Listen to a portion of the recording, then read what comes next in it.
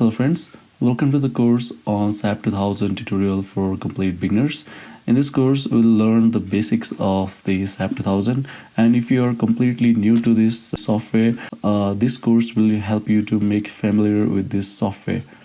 This is the basic course on SAP 2000, and if you want to learn SAP 2000 in more detail, then you can go to Udemy. Alright, let me open Udemy, right? This course over here titled SAP 2000 Complete Course from Beginner to Pro helps you to learn SAP 2000 in more detail, and it will teach you how to analyze and design a residential building.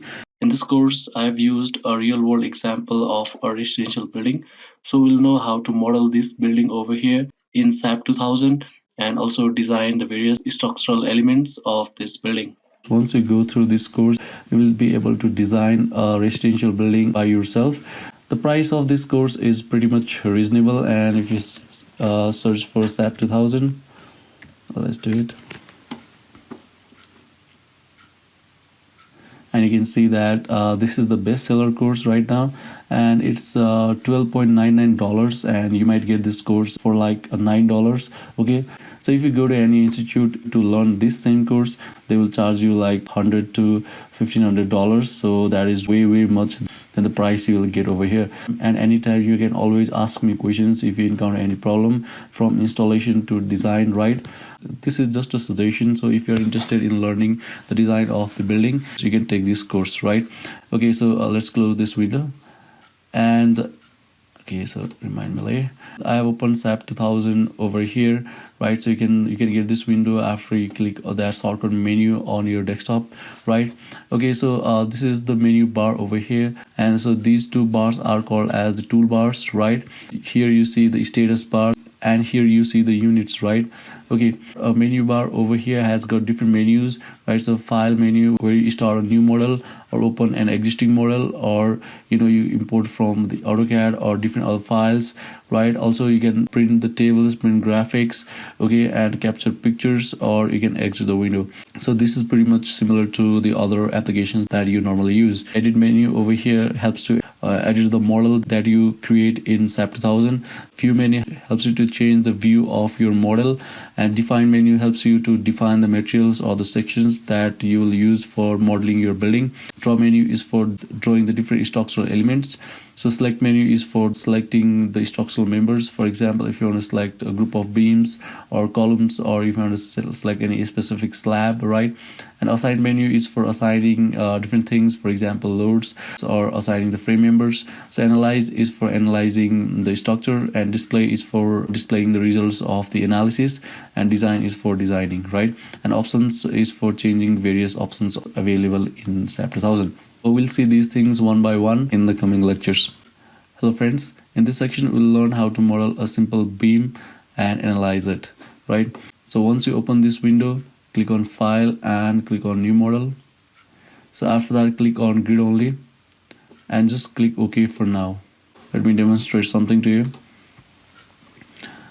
Alright, so let's do So here you can see that it's a XY plane and it's a 3D window, right? Okay. So so basically SAP 2000 uses this axis system, right? If you're sitting in a room, then you can see any corner of your room, right? So suppose that this is your room, right? Okay, so I'll draw a 3D view of your room. Just a basic schematic drawing, right? So this is your room, okay? So if you are seeing like this corner over here, then you can take this line of your room as the x-axis, this line over here as the y-axis, and this line over here as the z-axis, right? So SAP 2000 uses same axis system. So this plane over here is your xg plane, this is your xy plane, and this is your yg plane, right? So sometimes I may pronounce Z as Z and Z as Z, so please understand that thing, right? Right now what we'll do is that we'll draw a beam, okay? So we'll apply support system, so hinge here, roller here. So the span of this beam will be 4 meters, and we'll apply a load of 10 kilonewton at the center. Okay, so let me just delete these things. Okay, so let's delete them. and again select this. So we see that it's a X, it's Z, and this is Y, right? So this is X. So what we'll do, we'll place one support over here, another support somewhere here, and we'll apply the load like this. So we'll see the beam in XG plane, right? Okay, so the section of the beam will take width as 230 mm. Okay, so 30 mm, and depth as 350 mm. Okay, 230 by 350 mm. So for that, the first thing that you have to do is define the grids, right? So here we need a grid for this support, grid for this load, and a grid for this support. So we need 3 grids in the X direction, no grid in the Z and Y direction, because we don't have any beam in the Z and the Y direction, right? So here you can see that this point over here represents this origin point, and from here in the X direction we got a grid at 0, x is equal to 0, x is equal to 2, and x is equal to 4 meters, right? Here we have opened 2 windows. One window is the XY plane and another window is the 3D view, right? These 2 windows show the same object but in different orientation, right? So it shows from the top, that is the XY plane, and this gives the 3D view. Okay, so first thing you do is the right click here and click on edit grid data and click on modify source system. After that, display grids as ordinates, and the unit here must be meters. Okay, alright, so after selecting the meters, and so the first grid ID, that is the grid ID of A, is 0, so that's fine. So grid ID of B, so we need next grid as 2 meters, and again we need next grid at 4 meters. So hit enter. So we don't need third grid, so we delete it, right? So we don't need these 3 grids in the Y direction, so we just delete it, right? We have to keep 1 grid, that's for the line of that Y grid. Okay, all right, so we don't need any grids in the Z direction as well, so we delete them. So you have to keep 1 grid. Okay, all right, so we click on OK, and again click on OK. So after that, click on this window, click on XG plane. So now you can see that, so this is the X direction, this is the Y direction. So this plane over here represents the XG plane. You got 3 grid lines, so one for the support, another for the support, and one for the load application. You can model this beam without having this middle grid as well, right? So it depends upon your modeling techniques. Okay, here let's click on 3D. Okay, so again click on this window. You can see the bubble size is pretty much big, so we change the bubble size. Right click again, edit grid data, modify source system. So here change the bubble size to 0.5 and click on OK, and again click on OK. You can see the bubble size has now changed, right? Alright, so after defining the grids, the next thing that we do is to define the material, right? So I told you that we are going to draw this beam over here. So this beam is made up of RCC, right? So RCC has got concrete and it has got rebars, right? We have to tell SAP2000 what grade of concrete will this beam use and what grade of rebar will this beam use. So for that, go to define and click on materials, and over here click on add new material. So from here you can select any country that you belong to. So I belong to Nepal and we follow the country code of India, so I select India over here.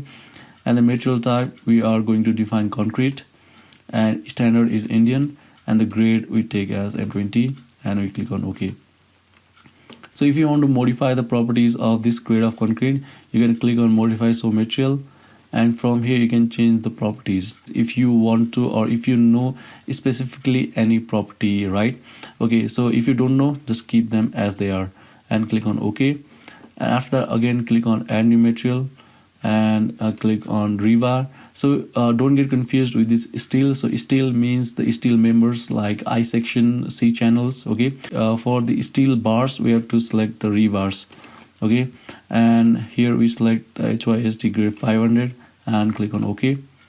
Alright, so after that, let's select this material and click on delete and yes, and again click on delete and yes, and we click on OK, right? Alright, so after defining the material, you have to define the section. So go to define and click on section properties and click on frame sections. So after that, click on add new property, and from here select concrete and click on rectangular, and let's name it as beam, right? So the depth of the beam is 0.35 and the width of the beam is 0.23, Okay, so the material is M20 and click on concrete reinforcement. Okay, so longitudinal bars HYSD 500 is fine. Confinement bars, that is the stirrups, is made up of HYSD 500, so that is also fine. So design type, we are designing the beam. So the concrete cover to the longitudinal rebar, so top we take as let's take a 40, that is 40 mm, and 40 also 40 mm. Okay, and the reinforcement overrides for ductile beams, so we don't design for any ductility over here. So we click on OK, and again we click on OK, and again click on OK.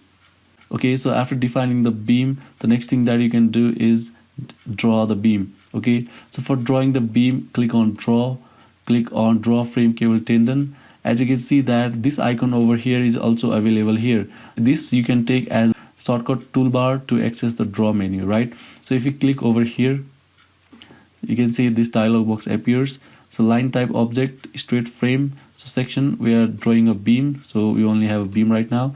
So movement releases, continuous. So you got two options here, continuous and pin. I'll tell you this thing in a while. The thing that you have to change over here is the section, right?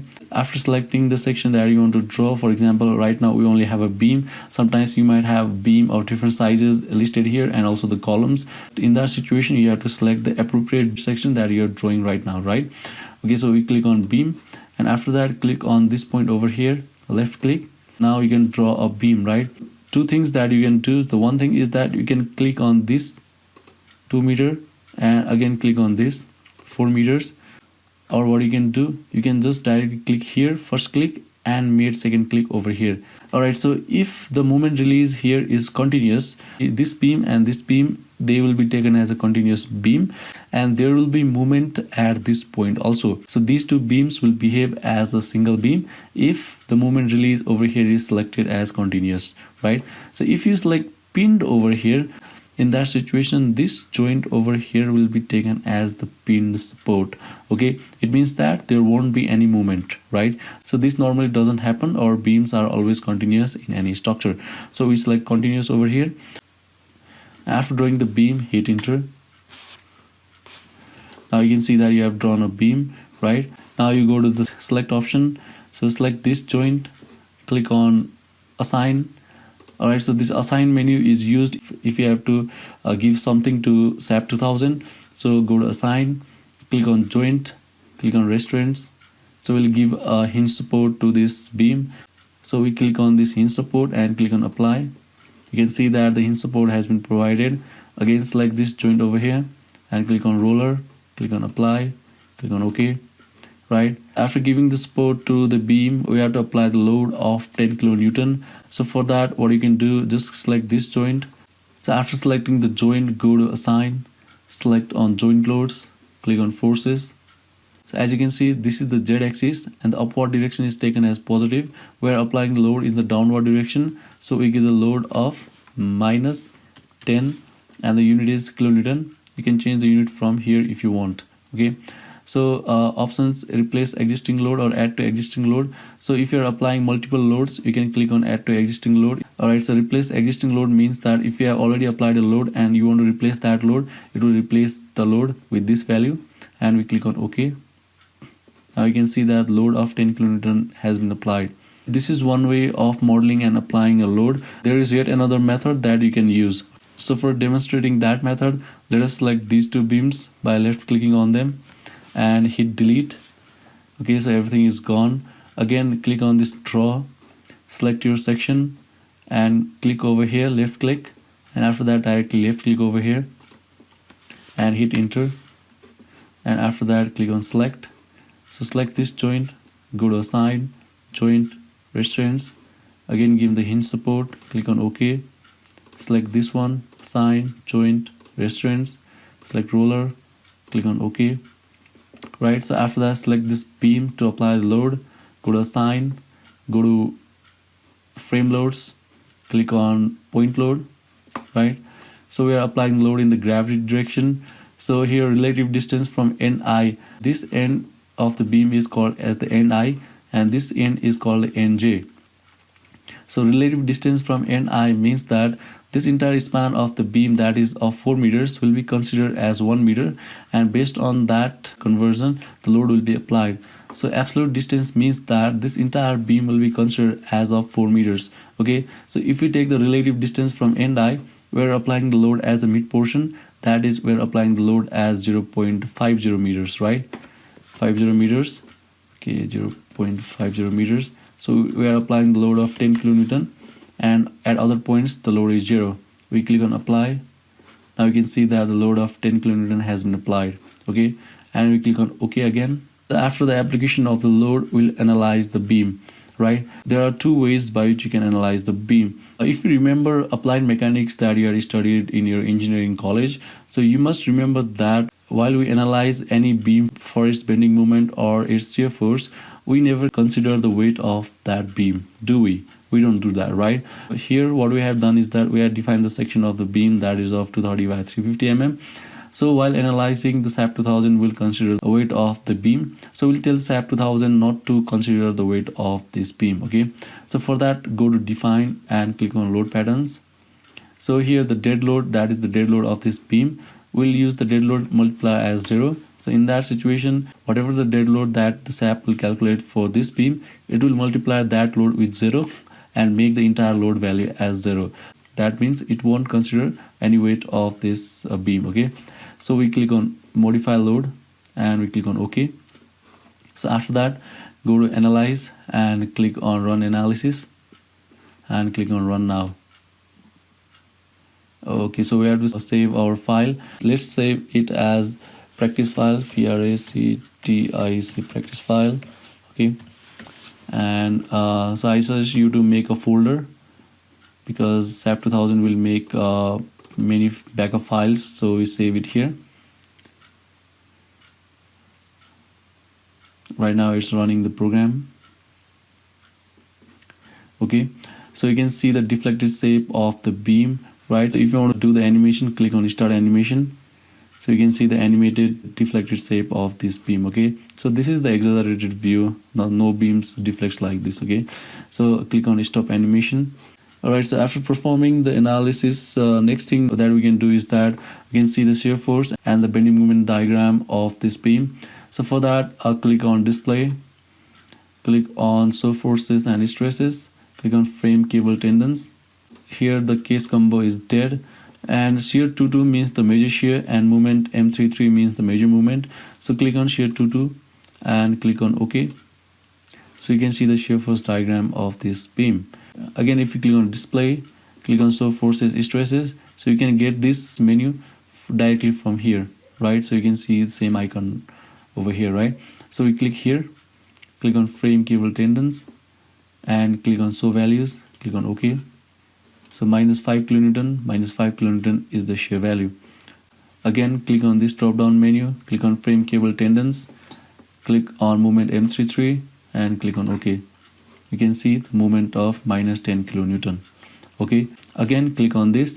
Let us see the joint reactions. Click on joints and click on OK.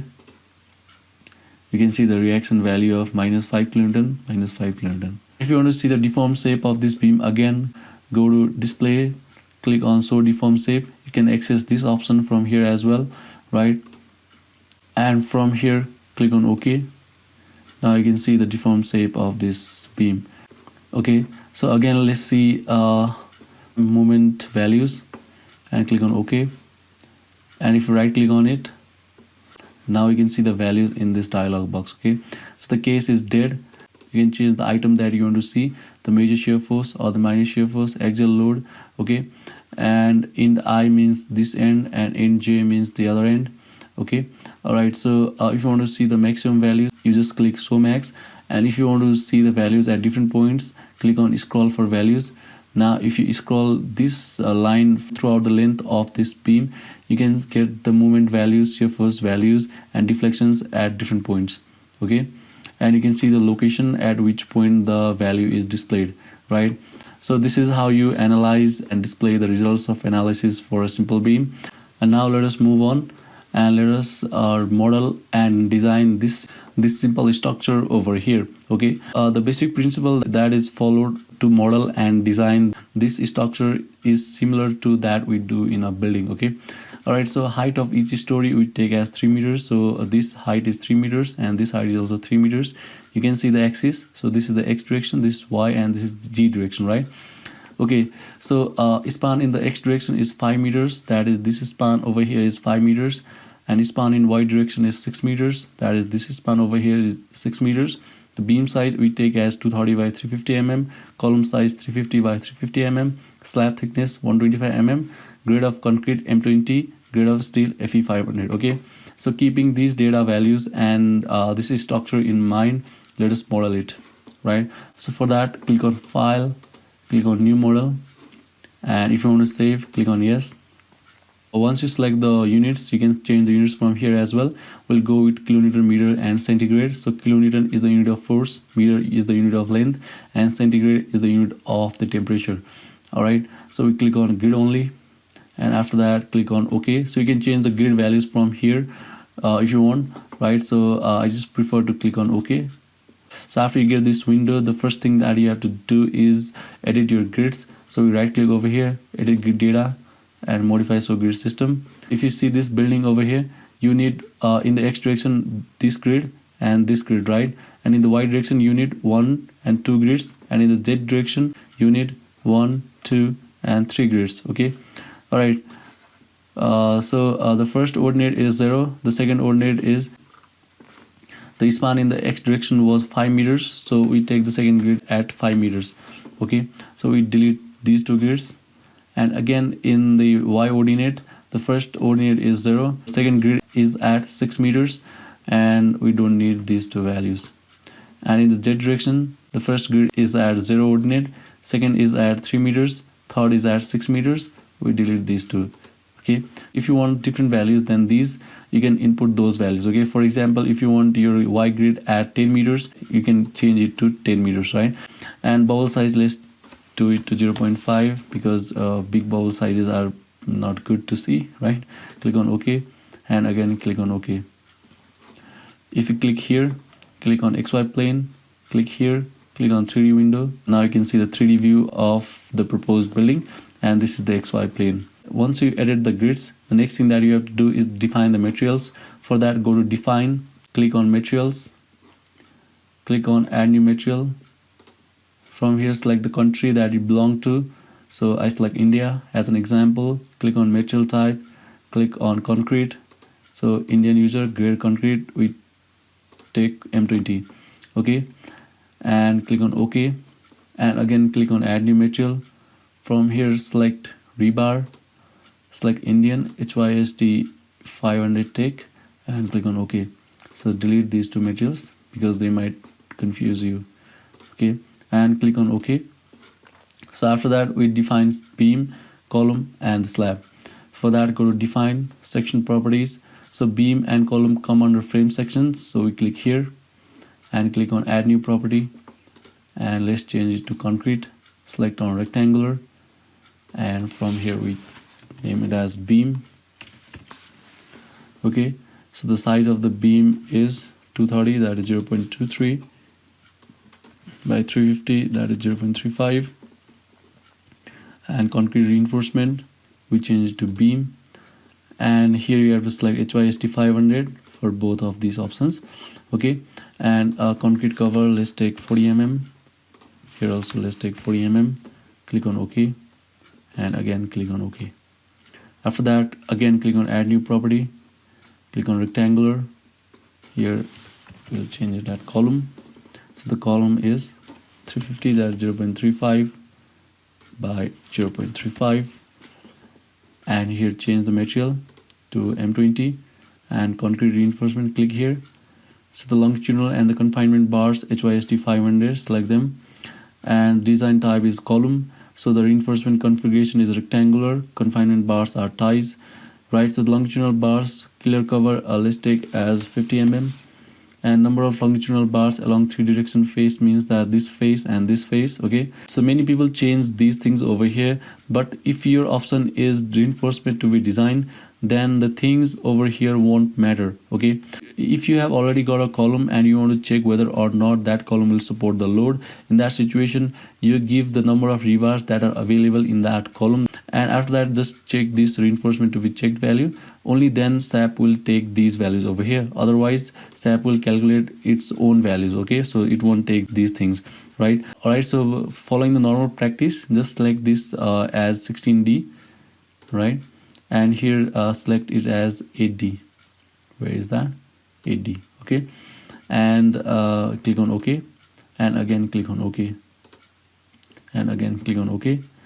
After that we define the slab, so go to define, click on section properties, click on area sections, click on cell over here, and click on add new section.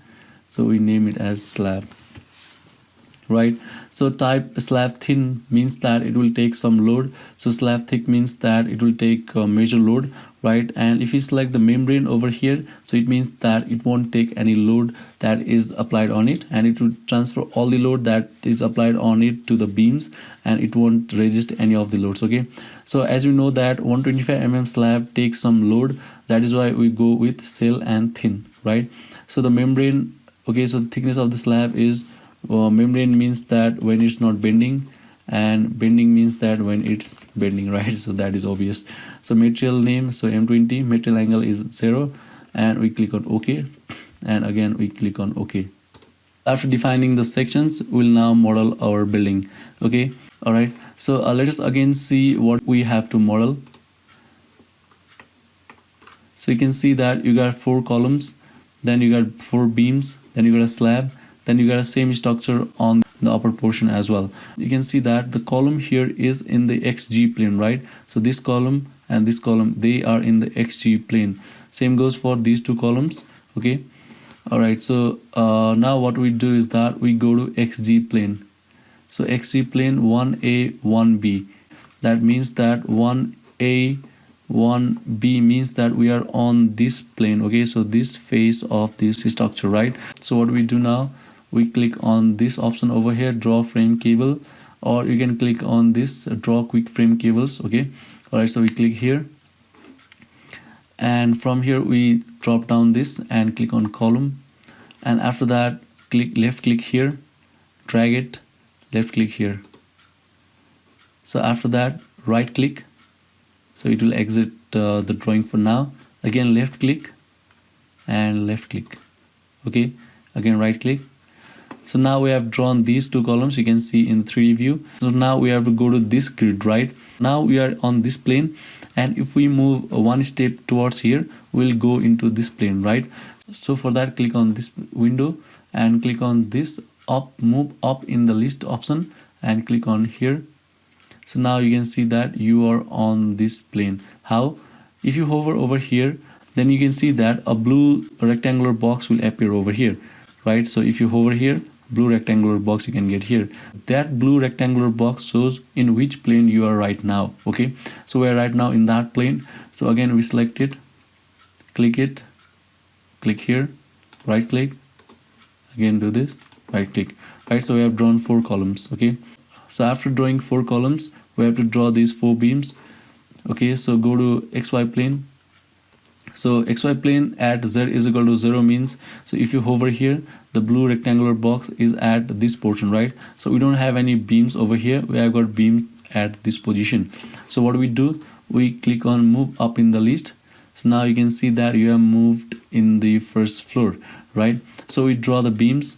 For that, click on section and change it to beam, right? So we click here and we click here, right click. Okay, so if you use this option, draw quick frame cables, click here and change the section to beam, right? And if you just click on this grid line, so it will draw a beam for you. Okay, just click here, click here. Okay, so no need to click and drag, just click on the line. Okay, after drawing the beams, we'll draw a slab over here. For that, click on this draw rectangular area option, and here from the section click on slab. Okay, so click here, drag the mouse, and again click here. Now you have got a slab over here, but you cannot see right now, right? So what we'll do is that click on this tick mark option over here, click on general options, click on extrude, fill objects, and click on OK. Again click on this window, click on this option, general options, click on OK. Okay, so after that click on this select, and over here click on select all, so it will select everything that you have drawn right now, and go to edit, click on replicate. So what we are now doing is that we are just copying this story into the upper story because these two stories are similar. Okay, so in the DZ direction we are copying, and the increment that we are making is by 3 meters because the floor height is 3 meters that we have taken. So increment data, so number is only 1, right? So we click on OK. Now you can see that the things have been copied in the upper floors as well, and the beams and the columns got extruded. Okay, so this is your beam and this is your column, and this is how the extruded view looks like. Okay, alright, so this is how you model the building. After modeling the building, select this window and go to XY plane. So we are already on the XY plane. Go to the lower floor, that is at Z is equal to 0. So click here, drag your mouse, and then release your left mouse button. So you see that you have selected 4 joints, or you can individually select the joints. Okay, so if you have got numerous supports, then individually selecting the joints might be tedious. So you just select like this. Okay, so go to assign, go to joint, go to restraints, and click on fixed support and click on OK. So you can see that we have applied the fixed support, right? Alright, so after modeling our building, next thing that we'll do is apply the loads. So for that, first we have to define the loads that we'll be applying on this model. So for that, go to define, click on load patterns, and here the dead load means the dead load of the structural members that we are assigned to it. For example, the beam, the slab, and the columns. Load pattern name is dead, so the type is the dead. So self-weight multiplier 1 means that SAP2000 will calculate the load of all the structural members that we have assigned to it, and we don't need to assign the load individually for the structural members self-weight. Okay. Our next load that we'll apply is the partition load, or we can say, let's take it as the wall load, right? So the exterior wall load, the self-weight multiplier we take as 0, and the type we take as dead, because self-weight multiplier 0 means that the wall load will be given by us to SAP2000. So how we give, we'll see that thing in a while. All right, so click on add new load pattern, and again change the load to partition load. That is for the partition load that come on the slab. Okay, directly on the slab, not on the beam, right? So self-weight multiplier we take as 0 again, so the type is dead. So add new load pattern. So after that we have got floor finish load, right? For example, you have got tile finish, marble finish, or cement screeding. Okay, so we click on add new load pattern, and again we give the live load. So live load, so the type is live, and click on add new load pattern. So finally we give roof live, that is the live load on the roof. It is also a live load. Click on add new load pattern, and we give the earthquake load. So earthquake load in the X direction, so we change it to quick. So here we'll select the code. I'll select IS 1893 2002 and click on modify load pattern. After that, click on modify lateral load pattern. Here you get a window. So we are applying the load in the global X direction. The eccentricity ratio is 5%. Okay, so time period, you can calculate the time period manually by using the formula, or you can leave it to program to calculate itself. So seismic zone factor Z is 0.36. So seismic zone factor depends upon the location of your building. If your building is in a highly seismic areas, in that situation you select 0.36. And soil type depends upon the type of the soil, if it is your rocky soil or a different kind of soil.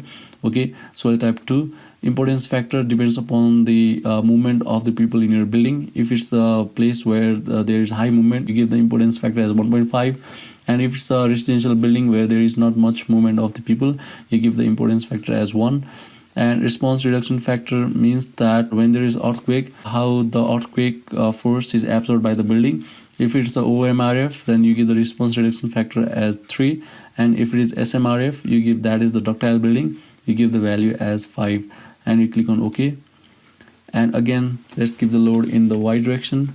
and click on add new load pattern, and here click on modify load pattern. So the load direction is global Y, other things are same. Click on OK, and after that click on OK. Alright, so now we have defined the loads. Now we'll apply the loads one by one. So here it says join restraints. Go to assign, click on clear display of assigns. So it says XY plane at Z is equal to 0. So go to the upper floor, Z is equal to 3. That is we are at the first floor. Let us now apply the loads on these beams. Okay, so before doing that, let us remove this extrude view. Click on standard and click on OK. Alright, so we have to apply the load on these beams. For that, select these beams over here. Okay, like this, click on them and go to assign, click on frame loads, click on distributed, and from here we are applying the wall load, that is the brick wall load. So let us assume that we got a brick wall over here. Click on replace existing load option. Total weight of any structure is equal to the unit weight of that structure multiplied the volume of it, right? So the unit of the load here is kilonewton per meter. So it means that we have to multiply the unit weight of the brick by thickness and its height, okay? And the resultant value will get in kilonewton per meter value, right? Okay, so the unit weight of the brick is 19.2 kilonewton per meter cube. Okay, this is the unit weight of the common brick. The value might change depending upon the place where your building is located. So we multiply it with the thickness of the brick wall, that is 230 mm, so 0.23, and again multiply it with the height of the brick wall. So the height of the brick wall is equal to floor height, that is 3 meters, minus the depth of the beam. Okay, so the depth of the beam is 350 mm, close bracket, and after that click on apply.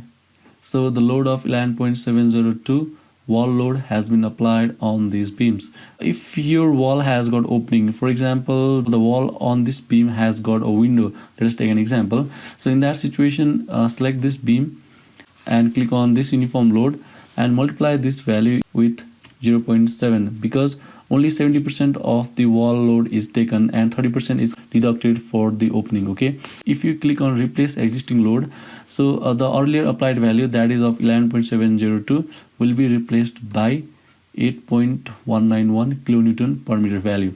Okay, all right, so after that we click on OK. So click on this 3D window over here, go to display, click on show object load assigns, click on frame. From here choose wall load and click on OK. Alright, so before that you have to change the view, go to standard and click on OK. Now you can see the load that you had applied. Okay, so let us rotate it. If you see here, you can see the value of 8 point something has been applied, and another is 11.7 kilonewton per meter has been applied, right? So this is the value of the wall load that has been applied on the beams. Okay, all right, so after applying the load on the beams, we apply the load on the slab. For that, select the slab, go to assign, click on area loads, click on uniform cell, and after that choose load pattern, and over here we'll apply the floor finish load, and we'll apply the floor finish load of 1 kilonewton per meter square. Okay, all right, so after that click on apply. So you can get this value from the code that is followed in your country. For example, in India or Nepal, you can follow the code IS 875 part 1, where you will get the unit weight of different floor finish items that are commonly used in a building. And we click on apply. All right, so and we click on OK, and after that again select this, go to assign, click on area loads, click on uniform cell. So now we apply the partition load of 1 kilonewton per meter square. So select as partition load and we click on OK. So the partition load has been applied. Again go to assign. Okay, so before that select slab, go to assign, click on area loads, click on uniform cell, and from here select as live load, and we apply the live load of 2 kilonewton per meter square. For normal residential building, live load of 2.5 kilonewton per meter square is applied on all the rooms, and on the staircase you get the load of 3 kilonewton per meter square. Okay, so you just follow that code. After that click on apply and we click on OK. All right, again, okay, so we got this window over here. Let's close it, and from here you can drop down and click on add new window, and you got two windows, and here we go to XY plane and go to up, right? So click on assign, click on clear display of assigns. So now we are at z is equal to 3, that is we are at this portion. Okay, so click on this window, click on this, and here, okay, so we got fill objects and click on OK. So after that, go to the roof. So we are at here. So now we'll apply the parapet wall on these beams. Okay, so select these beams over here and go to assign, click on frame loads, click on distributed, and after that we apply the load of is equal to 19.2. so the thickness of the wall we take as 0.110, that is the 110 mm thick wall, half brick wall, into height of the wall let's take as 1 meter, and we click on apply and we click on OK. Okay, so while doing this, if you go to assign frame loads distributed, don't forget to change this load pattern. So if you have defined any other load type like parapet wall, if you want to define it separately, so you have to select it from here before you apply this load. Okay, all right, if you want to see the parapet wall load, click on display, click on object load assigns, click on frame, and from here click on OK. Now you can see the parapet load as well. Okay, so if you have defined the wall load separately and parapet wall load separately, and if you select the parapet wall from the list of display load assigns, then you can only see this parapet wall and you won't see these load values. Okay, so that is the difference. Otherwise the things are same, the calculations are same. Okay, so now we select the slab and we apply the loads on the slab. So go to assign, click on area loads, click on uniform cell, and this is an accessible roof. Let us take an example. If the roof is accessible, so the live load is given as 1.5 kN per meter square, and if your roof is not accessible, the live load is taken as 0.75 kN per meter square. That is as per IS code. Okay, IS 875 part 2. All right, so we click on apply, and you can apply other loads. For example, if you want to apply the floor finish load of 1 kN per meter square, and if you click on apply, it will also be applied. Okay, so one mistake that we did just now is that select this slab, go to assign, area loads, uniform cell. So here we applied the live as the live load, but we'll apply it as the roof live. The calculations are same. If you apply live or roof live, it won't matter. So this is just a name. Okay, so if you call any person as Ram or Sam, it won't matter how he person behaves with you or how that person is, right? So it is just a name. But here this thing has got some significance, so we'll talk that thing in a while. So we'll just select this roof live. Okay, before that we have to delete the live load. Okay, so we click on live load and we click on delete existing load and we click on apply. It has deleted the live load that was applied earlier. So again we click on here, click on roof live and click on replace existing load. So we apply the roof live of 1.5 kN per meter square and we click on OK. Okay, so I forgot to select the slab, I guess. And if you want to see the load that has been applied on this slab, just select it and after that right click. Now you can see the loads that have been applied here. Okay, so click on loads. You can see that only floor finish load has been applied right now. So we select this, go to assign, click on area loads, click on uniform cell, and after that we apply the roof live of 1.5, click on apply, click on OK. Now you can see the roof live has been applied. After applying all these loads, you have to mesh the slab. So the meshing means that you have to divide the slab into number of small elements, because SAP 2000 uses finite element method. So if you have studied finite element method, then you must know how the finite element method works, right? If you don't do that, in that situation the load from this slab will not transfer to the beams and it will directly transfer to the columns. Okay, so to transfer the load properly from this slab to the beams, we have to divide the slab. Okay, so right now we got only 2 slabs and we can select them easily. For example, if you got like 100 floors and you got like 100 slabs, so in that situation it's very tedious to go to each floor and select the slab. So there is yet another method that helps you to select the slab. For that, go to select and click on select, and here click on properties and click on area sections and click on slab and click on select. Now you can see that all the slabs have been selected. Click on close. After that, go to assign, click on area, click on automatic area mesh. So auto mesh the area into, so along edge from point 1 to 2 means that along this direction, 1 to 3 means that in this direction. Okay, so we divide this into let's do it into 8 by 8 number of by 8. So we click on OK, we click on OK. So now this slab has been divided into 8 by 8 elements. If you want to see how it has been meshed, I'll show you in a while we run the analysis. So before that, we have to define the mass source. Alright, so for defining the mass source, go to define and click on mass source, and after that click on modify so mass source. So why we need to do this is because while applying the earthquake load on this building, not all the people are inside of it because many people run away. We have given the live load of 2 kN per meter square and 1.5 kN per meter square, right? So not all the people reside inside the building when there is earthquake. So IS 1893-2002, if you go to that code, you will see that during the earthquake, if the live load value intensity that you have given in SAP 2000 or while the calculation of the seismic weight of the building is greater than 3 kN per meter square, in that situation, you take only 50% of the live load, and if the value is less than or equal to 3 kN per meter square, you take the 25% of that value only, because during the earthquake, not all the people are inside of it, and there is no need to calculate weight of those people. Okay. Alright, so this thing is only for calculating the seismic weight of the building. Seismic weight of the building helps you to calculate the base shear, and base shear helps to calculate the story shear that you can get from IS 1893-2002.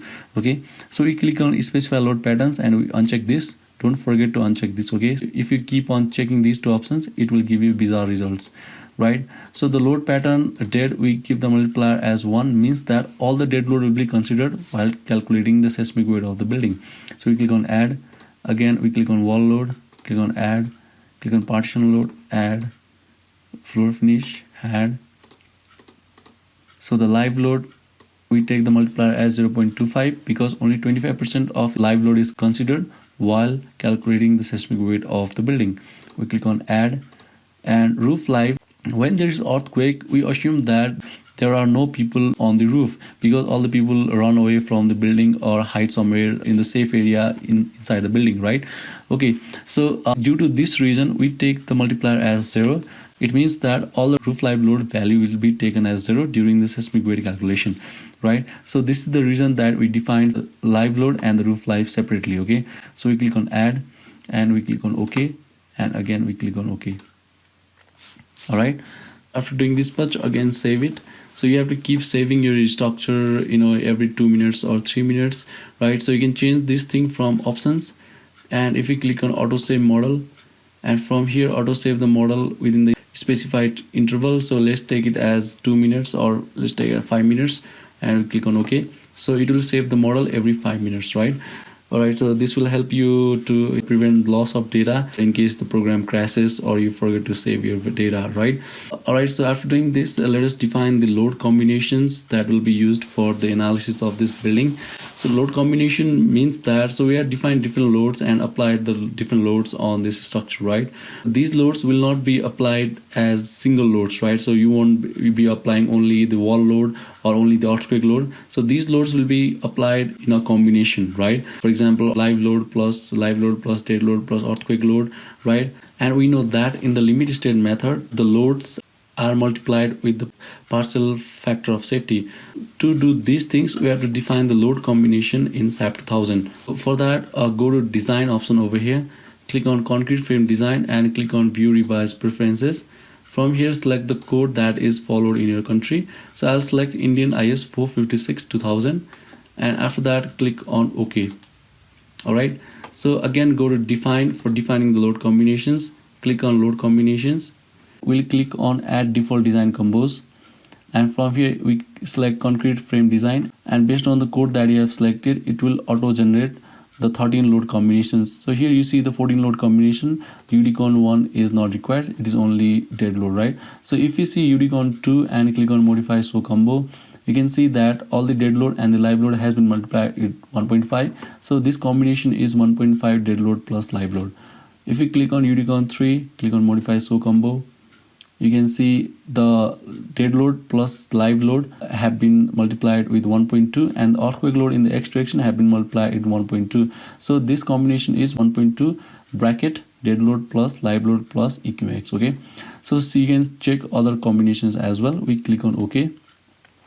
So after defining the load combinations, we'll do the structural analysis. So for that, click on analyze, click on run analysis, or you can press F5 or click on this icon over here and click on run now.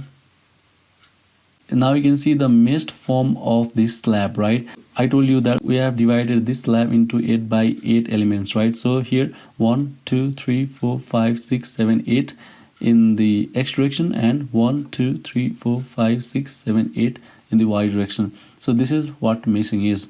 Okay, all right. So if you click on this window and click on 3D, then all right, so it has shown the movement diagram. So click on assign, click on clear display of assigns. So after that, click on display and click on show deform shape, and so we click on OK. So now you can see the deformed shape of this building, right? If you click on start animation, it will animate the deflections, right? So click on stop animation. So this is funny. All right, so this is how you run your analysis. And let's go to XG plane. All right, so if you want to see the bending moment diagram for this XG plane, so click here and click on frame cable tendons, and so you can select the load combination for which you want to see the bending moment diagram.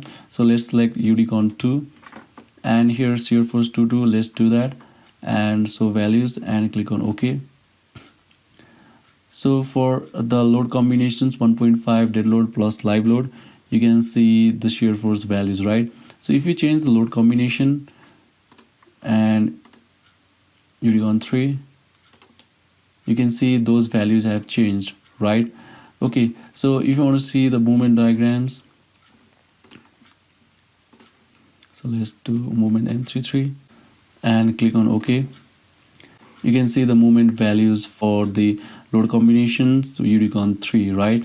And you can change the load combination values and see the values for different load combinations, right? So if you right click over here, you can get the values in this form, and from here you can change the item that you want to see and also see the values at different locations. Okay, and click on done. This is how you do the structural analysis and see the results of the analysis. Okay, all right, so after doing the analysis, we'll design the building. So for that, go to design and click on concrete frame design and click on start design check of structure.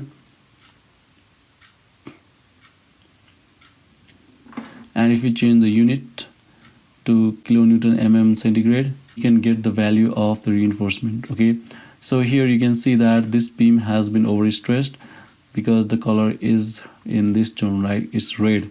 Okay, and again, if you see these values, so these are the reinforcement values that has to be provided. For example, the reinforcement to be provided here is 2316 mm square. Okay, and here also 2349 mm square. So you have to convert these reinforcement values into number of rebars using the different combination of the rebars. Okay, after designing it, click on design and click on concrete frame design and click on verify all members passed. You can see the 4 concrete frames passed. So do you want to select them? Click on yes.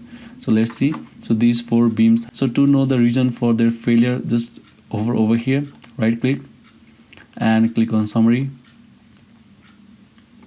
And here you will get the summary of the design. Okay, so Indian IS code has been followed, right? So element is 8, so that the name of this element. All right, so depth is 230 mm, breadth is 350 mm. All right, so if you keep on scrolling, you can see the different values for the movements and the shear force and the torsion as well. Design movements you get there, and longitudinal reinforcement, so 1198 at the top and at the bottom 819.120 mm square. So the shear stress due to shear force and torsion together exceeds the maximum allowed. So the shear force is maximum, then that is permitted by the code. So right, Alright, so what now we'll do is that we'll change the size of this beam. Let's select these 4 beams over here. So the beams that were failed, and go to assign and click on assign to groups and click on define groups and click on add new group. So let's change it to failed beams, and after that click on OK and click on OK and click on OK. So these 4 beams have been assigned to the group. We'll change the size of these 4 beams. For that, first unlock this model, click on OK. So go to define, click on section properties, frame sections. So click on add copy of property. So we'll name it as beam modified. So we'll change the depth to 300 mm. Alright, here I did the mistake. So the depth should be 350 mm and the width should be 230 mm. So I think that was the mistake over here. So let's do a modify so property, and let's change the depth to 350 and the width to 230. Okay, let's click on OK, click on OK, again run building and click on run now.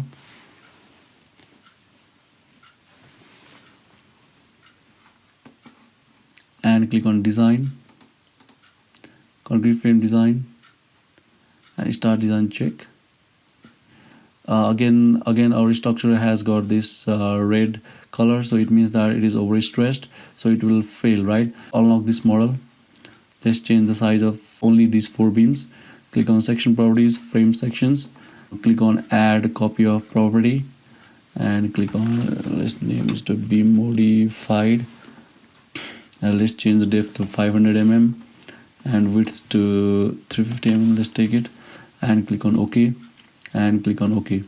After that, click on select, click on select, click on groups, click on fail beams, click on select. You can see that these 4 beams have been selected. Close. After that, go to assign, frame sections, click on beam modified. So if you click on apply, so now what it has done is that it has changed the previous beam sections to the beam modified sections. Okay, we click on OK, but these 4 beams are as they are, right? So they haven't been changed, only these 4 beams have been changed. So again, run the model, click on run.